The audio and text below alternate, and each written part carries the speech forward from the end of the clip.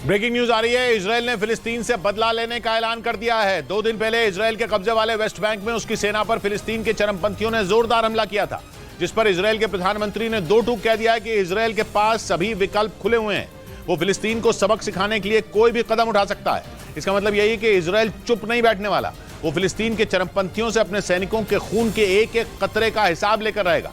इसलिए उसने West Bank में अपनी सेना की तैनाती भी काफी ज्यादा बढ़ा दी है। यानी इजरायल फिलिस्तीन से आर या पार की जंग लड़ने की तैयारी में दिख रहा है। अपने बयान में उसने उसकी तरफ इशारा भी किया।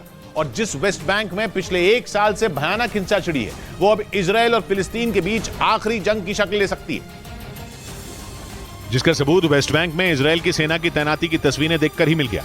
रात से लेकर दिन तक इजरायल के सैनिक वेस्ट बैंक के चप्पे चप्पे पर गश्त लगाते दिखे। उन्होंने एक मशीन को धमाके करके उड़ा भी दिया। वेस्ट बैंक का इलाका इजरायल और फिलिस्तीन के बीच विवाद की पुरानी जड़ है।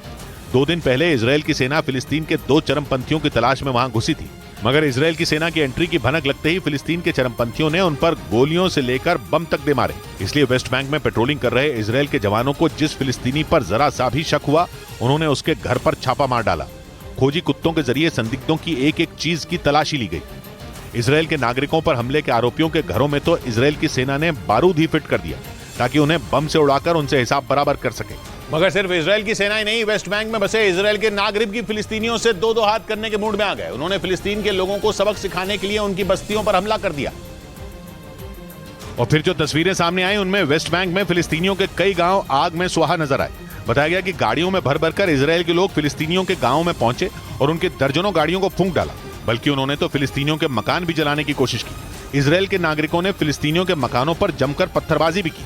उधर अमेरिका के साथ परमाणु डील बहाल करने पर ईरान ने 2 टूक कह दिया कि वो अमेरिका के आगे नाक नहीं रगड़ने वाला। बाइडेन ईरान के साथ वो न्यूक्लियर डील बहाल करना चाहते हैं जो डोनाल्ड ट्रंप ने 2018 में तोड़ दी थी। इसके लिए अमेरिका और ईरान पर्दे के पीछे बातचीत करने में लगे हैं, ऐसी खबरें हैं। लेकिन ईरान के राष्ट्रपति इब्राहिम रईसी ने एक इंटरव्यू में परमाणु डील पर तो तेवर दिखाए ही, साथ ही यह भी दोहरा दिया कि अमेरिका ईरान का दुश्मन ही है। यानी ईरान ने जता दिया कि परमाणु डील की जरूरत अमेरिका को है, ईरान को कोई गरज नहीं है। इंटरव्यू में इब्राहिम रईसी ने साफ साफ बोल दिया कि ईरान पूरी ईमानदारी के साथ अमेरिका के साथ बातचीत कर रहा है। ऐसे में अमेरिका को डील बहाल करनी हो तो करे, ईरान उसके आगे भीख नहीं मांगने वाला। 2015 में हुई न्यूक्लियर डील के तहत अमेरिका और उसके साथी देशों ने ईरान से प्रतिबंध हटा लिए थे, जिसके बदले में ईरान ने अपने परमाणु कार्यक्रम पर नकेल कसी थी।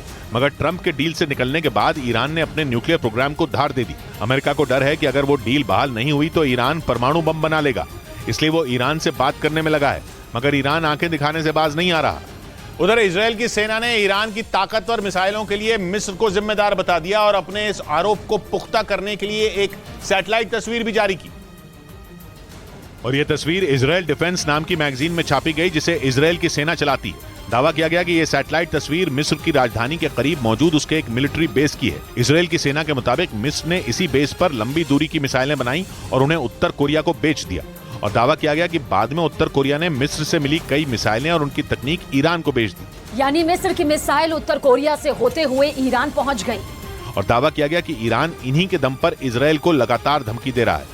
इसीलिए इजरायल ने ईरान से मिल रही धमकियों के लिए मिस्र को भी जिम्मेदार बता दिया।